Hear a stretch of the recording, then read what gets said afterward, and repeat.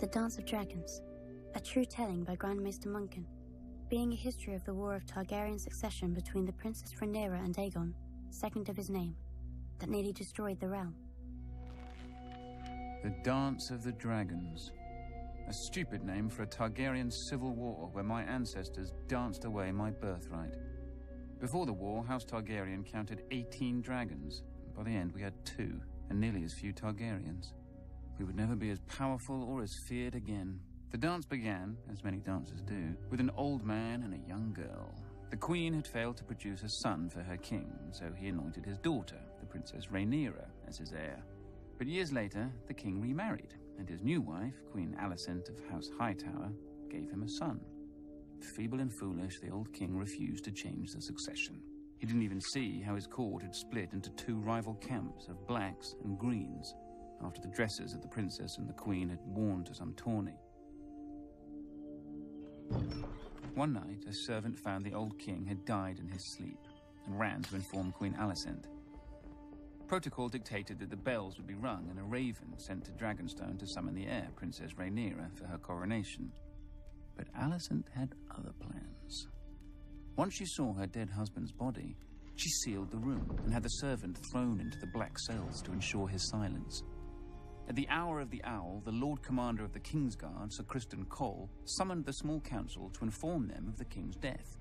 Sir Otto Hightower, the Hand of the King and father to Queen Alicent, demanded that the succession be settled immediately. The decrepit old men of the small council were confused. The succession was settled in their minds. The old king had forced the lords of Westeros to swear fealty to Princess Rhaenyra as his heir. But Sir Criston Cole rightly pointed out that a son comes before a daughter. The council argued until dawn, when the Master of Coin finally stood up and declared he would have no part of treason. Sir Criston Cole, wisely, opened his throat with a dagger, ending the debate. None were more surprised to hear of Prince Aegon's succession than Prince Aegon himself. At first, the fool rejected the crown, but his mother pointed out that his sister Rhaenyra would return such loyalty by taking his head. As the old king's trueborn son, he'd always be a threat. Aegon relented. He was crowned in the Dragon Pit, and his wife and sister Helaena became queen. His brother Aemond flew off to win over the few great lords whose support Aegon didn't already have. The banner of the Gold Dragon flew over King's Landing and the Red Keep as Aegon, second of his name, ascended the Iron Throne. He would not sit it long. When ravens carried the news of Aegon's coronation to Dragonstone, Princess Rhaenyra summoned her own Black Council. With her was her uncle and husband, Daemon Targaryen, considered by many to be the most dangerous man in Westeros. Few lords supported her, but the greatest of these was Corlys Velaryon, who controlled the largest fleet in the realm, and his Targaryen wife, Rhaenys, the old king's sister. Then there were her 5 sons, although none grown to manhood. A pitiful assembly, really. Combined, they couldn't match the power of House Hightower alone. But Rhaenyra had dragons. She, Daemon, and Rhaenys rode huge and formidable beasts, and 3 of her 5 sons were riders as well. Dragonstone also housed 6 more dragons without riders. Against this, King Aegon had only 4 dragons of his own. Dragons can burn a city, but only armies can take and hold it. If she was to prevail, Rhaenyra desperately needed the support of the few great houses not already sworn to Aegon.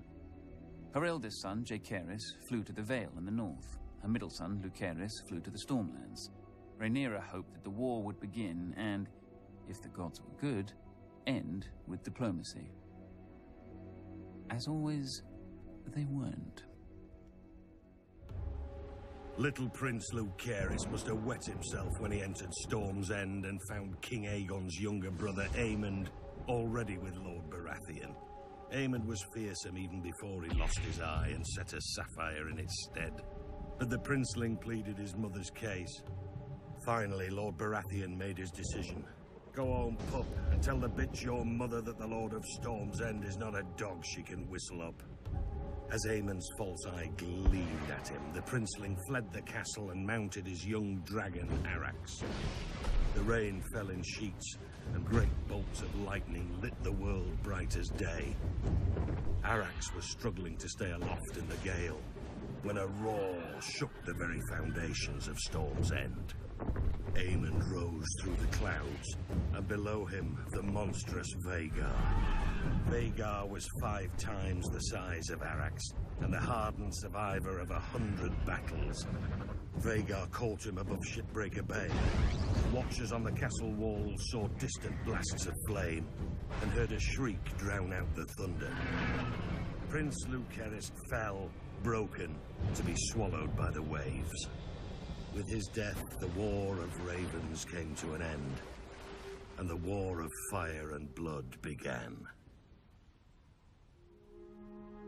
When Rhaenyra heard of her son's death, she collapsed. She considered ending the war right then, until a raven arrived from her husband, Daemon. Her son would be avenged.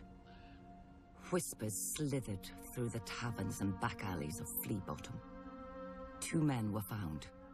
One was a former Goldcloak, the other, a rat-catcher in the Red Keep who knew all its secrets. History remembers them only as blood and cheese. One night, Queen Helaena entered the royal apartments with her daughter and 2 sons to put them to bed. Without warning, Blood and Cheese burst in, daggers in hand. They told her that a debt was owed. A son for a son. Blood and Cheese demanded she choose which son would be ripped from her forever. Queen Helaena pleaded with the men to kill her instead, but they refused. Weeping, Helaena named her younger son, Maelor. Perhaps she thought the boy was too young to understand. Or perhaps because the older boy was King Aegon's firstborn son and heir. "You hear that, little boy?" Cheese whispered to the younger son. "Your mama wants you dead." Then Blood struck off the older boy's head with a single blow. When the guards burst in, they found Queen Helaena still screaming, clasping her dead son's body to her, mad with grief. The blood of their children transformed a dynastic dispute into a war of annihilation. The grief and rage of losing a child could burn down the world. Either Aegon or Rhaenyra could live at the end, but not both. Rhaenyra's forces struck yet another blow. The moment the Lord of Harrenhal saw Daemon Targaryen circling the castle on his dragon Caraxes, he struck his banners and surrendered. The Blacks now had the strongest castle in the Riverlands. Darker news still came to Aegon. Thanks to Rhaenyra's sons, Winterfell had declared for Rhaenyra, as had the Vale. Furious, Aegon dismissed his grandfather, Sir Otto, as Hand, and appointed Sir Criston Cole, who swore to march on all the lords who had declared for Rhaenyra and put their castles to the torch. Cole and the royal army first marched north and laid siege to Rook's Rest, a black stronghold near Dragonstone. When their lord saw their approach, he sent a raven to Rhaenyra, begging for help.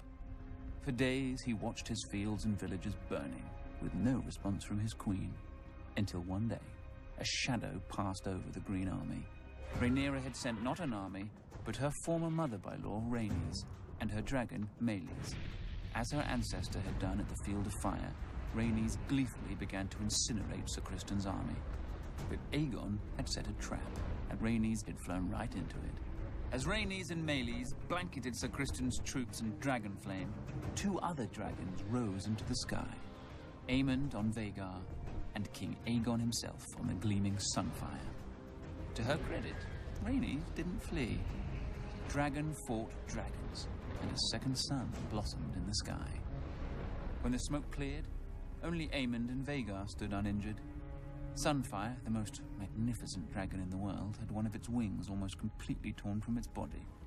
Trapped beneath Sunfire was the king himself, broken and burned so badly in places that his armor had fused onto his flesh. His body survived, but his mind was given over to milk of the poppy. Meleys had been torn to shreds, and her rider, Rhaenys, was a pile of ash. Panicked by the defeat, Rhaenyra shipped her 2 youngest sons across the narrow sea for their protection, only for her youngest to return days later, clinging to the neck of his wounded and dying dragon. He and his brother had been set upon by an enemy fleet just off Dragonstone. Defying his mother's command, Rhaenyra's eldest son and heir, Jaehaerys, mounted his dragon Vermax and flew to rescue his other brother and punish the enemy fleet. But the foolish boy let Vermax be hooked like a trout and dragged into the sea, where he soaked up even more arrows than seawater. His brother disappeared over the horizon or beneath the waves. No one could say for sure. With the loss of 4 dragons, Rhaenyra's only advantage was fading. Luckily for her, over the centuries, House Targaryen had spilled more than blood on Dragonstone. She promised gold and title to any of the Targaryen bastards who could tame the 6 unclaimed dragons on the island. These bastards were called the Dragonseeds, though most were called Supper. And perhaps the dragons were eventually sated, or bored, but 4 of them accepted riders and were enlisted in Rhaenyra's cause. After Rook's Rest, Aemond One-Eye took command of the Greens from his crippled and poppy-addled brother. Aemond was the blood of the dragon, and dragons don't cower behind city walls. He marched the king's army north to take back Harrenhal from Rhaenyra's husband, Daemon. But when he and Criston Cole reached the castle, they found the gates open, with Daemon and all his men gone. That night they feasted their victory. Daemon had fled rather than face their wrath. But Daemon was more snake than dragon. As Aemond marched north, he'd flown Caraxes south, slithering past the Green Army over the waters of the God's Eye. One day, King's Landing looked up and saw 2 dragons circling their foul city. Daemon and Rhaenyra had come for her throne, for the city was defenseless. Aemond had taken the king's army from the city, and worse, he'd taken his dragon, Vhagar. Seeing that resistance was hopeless, the small council surrendered the city, the Queen Mother Alicent, and the broken Queen Helena. But not King Aegon. Somehow, despite his wounds and delirium, he had vanished from the city. And so Queen Rhaenyra climbed the steps and seated herself on the Iron Throne. Legend has it that as she left the hall later, blood trickled down her legs and hands, proving the Iron Throne had spurned her. Nonsense. It's a chair made of steel blades. Rhaenyra had wanted it all her life and had sacrificed 2 sons for it. She likely gripped the damn thing too tight. When Aemond realized that his arrogance had cost him the capital, he mounted Vhagar in a black rage and rained fire onto every village and castle he suspected of disloyalty. Abandoned by Aemond, Sir Criston marched the royal army back to King's Landing, intent on recapturing the city himself. Instead, he was trapped and cut to pieces by the Riverlords, who had sworn to support Rhaenyra's claim. When a new army of Green Loyalists marched up from the Reach and laid siege to the city of Tumbleton, Rhaenyra sent 2 of her Dragonseeds to lay waste to them. Instead, the Dragonseeds proved their bastard nature and betrayed her. They burned the city, and all the Black forces garrisoned within. Lucky for her, they didn't turn towards King's Landing, but whored and drank in the ruins with the Greens, who were victorious and somewhat confused. Rhaenyra now mistrusted all the Dragonseeds, including the girl who rode with her husband Daemon, hunting Aemond in the Riverlands. She ordered the girl's head be sent to her, but there was a complication. As well as her dragon, the girl had taken to riding Daemon. When Daemon received the queen's order, he proclaimed it a queen's words and a whore's work. He sent the girl away at dawn, watching her and her dragon vanish into the morning mists. Then Daemon sent a challenge to his nephew Aemond and flew to Harrenhal, alone, to wait. 14 days later, a shadow blacker than any passing cloud swept over Harrenhal. Vhagar had come at last, and on her back rode one-eyed Prince Aemond. He mocked Daemon for facing him alone. "You have lived too long, uncle." And Daemon replied, "On that much, we agree." Then the old prince climbed stiffly onto the back of his dragon Caraxes, but neglected to fasten the chains that secured rider to sun. The sun was close to setting when, as one, the 2 dragons leapt into the sky. Daemon took Caraxes up swiftly until they disappeared into a bank of clouds. Vhagar, older and slow, ascended more gradually. Up and up Vhagar soared, searching for Caraxes. Sudden as a thunderbolt, a shrieking Caraxes dove upon Vhagar. Locked together, The dragon stumbled toward the lake. Caraxes' jaws closed about Vhagar's neck, but Vhagar raked open Caraxes' belly, and her teeth ripped off a wing. The lake rushed up with terrible speed. Then Daemon Targaryen, who had never fastened his riding chains, stood in his saddle. He leapt from his dragon to Aemon's, and in his hand was Dark Sister, the Valyrian sword of Aegon's sister queen, Visenya. As Aemon One Eye looked up in terror, Daemon ripped off his nephew's helm and drove the sword down into his one remaining eye so hard the point came out the back of the young prince's throat. Half a heartbeat later, the dragons struck the lake, sending up a gout of water so high that it was said to have been as tall as Harrenhal's great tower. The lake boiled with dragon blood, and then was still. Daemon Targaryen was 49 at his death. Prince Aemond had only turned 20. Vhagar, the greatest of the Targaryen dragons, had counted 181 years. Thus passed the last living creature from the days of Aegon's conquest. Back in King's Landing, Queen Rhaenyra didn't have much time to grieve for her stupid husband. The mad former queen, Helaena, flung herself from a balcony to be impaled upon the iron spikes lining the moat of Maegor's holdfast. That night, the city rose in riot against Rhaenyra, demanding justice for Queen Helaena and her murdered son, among other foolish peasant fantasies. In the midst of this chaos, a one-handed fool called the Shepherd began to rant against dragons. Not just the ones of the enemy, but all dragons everywhere. As he pointed to the dragon pit above on the hill, he shouted, "There the demons dwell, this is their city. If you would make it yours, first you must destroy them." The cry went up from 10,000 throats. "Kill them!" There were 4 dragons housed within the dragon pit that night. By the time the first of the attackers came pouring in, all 4 were roused, awake, and angry. Nobody knows how many men and women died that night. Who cares? They all should have. Trapped within the pit, the dragons could not fly. Instead, they fought with horns, claws, teeth, and fire. For every man who died, 10 more appeared, shouting that the dragons must die. One by one, they did.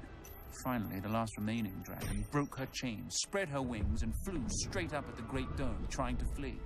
Already weakened by dragon flame, the dome cracked under the force of impact, and then tumbled down, crushing dragon slayers and herself.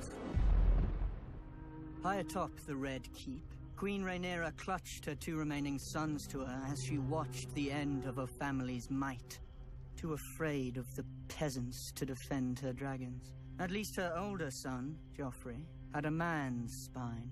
He stole his mother's dragon, Syrax, and tried to fly it to the dragon pit to save his birthright. But the stupid beast didn't understand, and twisted beneath him, fighting to be free of the little boy. Until it was.